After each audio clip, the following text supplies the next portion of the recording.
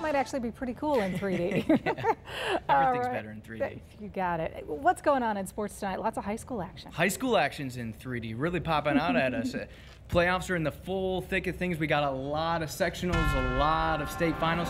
Plus, Notre Dame loses an all-time great today. We'll have much more on that coming up next.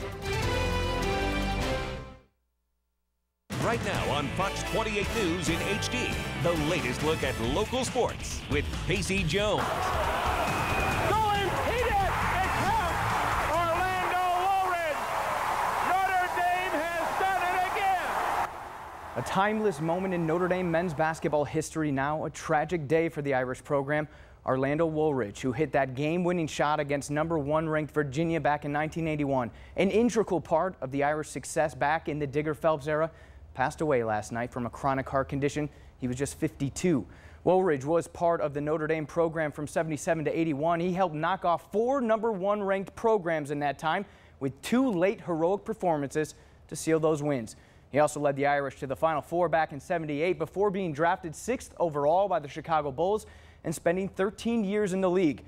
I spoke with Coach Digger Phelps over the phone today. He said he's coached 56 Irish and graduated all of them. This is the first one he's lost, and it feels like he's lost a son. He said Woolridge was one of the best to ever wear an Irish uniform. No word yet, though, on the funeral arrangements. On the heels of this sad news, the Irish basketball team announcing today a possible renewal of a rivalry. Defending national champion Kentucky will play at the Purcell Pavilion in December as part of the SEC Big East Challenge. It's the 61st meeting between the two teams, with the Wildcats dominating the series 42-12. Well, speaking of dominating, the Heat trying to bury the Celtics in Game 3 of the Eastern Conference Finals and go up 3-0. High-scoring first half. Here's a skip pass to Mario Chalmers, and he drains to the 3 to tie it at 10. But down on the other end, good sign when this guy's going early. Ray Allen from the corner puts the Celtics up. Right now, it's the start of the 4th, 85-63. The Heat are down to the Celtics.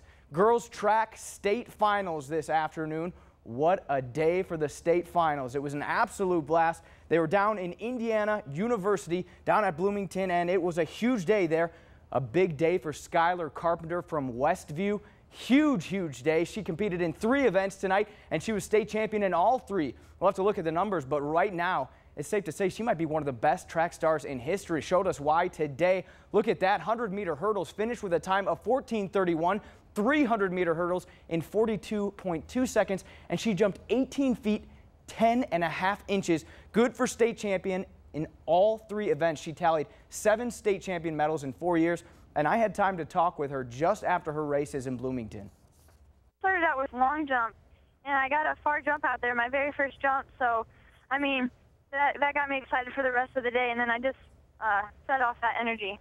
You know, the same thing happened last year, and the whole day I'm like, I'm dreaming. And then this year I'm like, there's no way I can do it again. I'm definitely dreaming. It hasn't slipped in at all. Your high school career is up. Just kind of sum that up as best as you can. 4 years of high school, going out on top. You know, it's been awesome.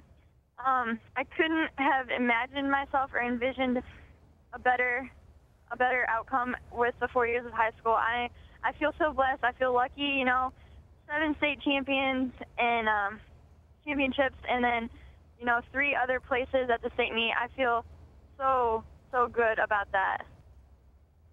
Carpenter will run for Vanderbilt next year. 100-meter dash results. Aliyah McKinney from South Bend Adams placed 8th overall. Good year for her. Sierra Moore from Elkhart Memorial making the school proud. Her 2-minute 15-second 800-meter was good enough for 5th place in that event. Abigail Hostetler from Fremont ran a sub-5-minute mile to get 2nd in the 1600-meter. Corrine Combinator from Northridge just 0.3 of a second behind her. That was good for 3rd. Field events, Westview's Jesselyn Zimmerly vaulted 12 feet even, just 3 inches off the 1st place mark. And Penn's Whitney Grace went 11 feet 6 inches in the pole vault. That was good for 7th in that event.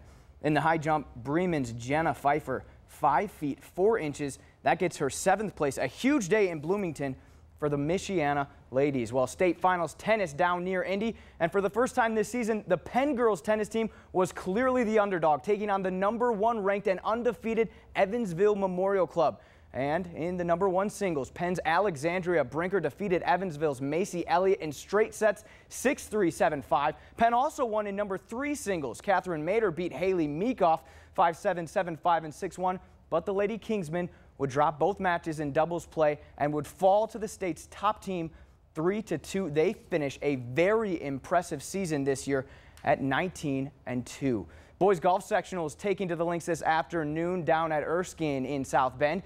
It was anybody's to grab. Penn and Marion split the NIC championship during the year, and LaPorte had won the last 3 straight sectionals. But today, Penn was 4 shots better than the Slicers. The Kingsmen shot a .309. LaPorte right behind them. Marion finished 3rd, being 10 strokes back, and New Prairie and Riley round out the top 5. Of course, the top 3 teams move on to the June 8th regional in LaPorte. Here's a look at the top 5 individuals on the day. Talking with the golfers, conditions weren't exactly conducive for a good game of golf, but individual champ Jordan Leonard said he was just happy to get out of there with a win today. It's fun. 3 out of the 4 years now that I've come out on top, and it's not a routine, that's for sure, but it's definitely fun. Come back and, just play well on a course that you can. It's not exactly what we were looking for.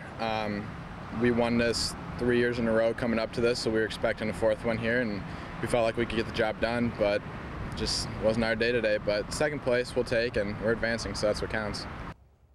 Well, the White Sox are the hottest team in baseball, winners of 8 straight, and hopefully yesterday's day off wouldn't cool them down any, taking on the Mariners, who put up 21 runs against Texas last.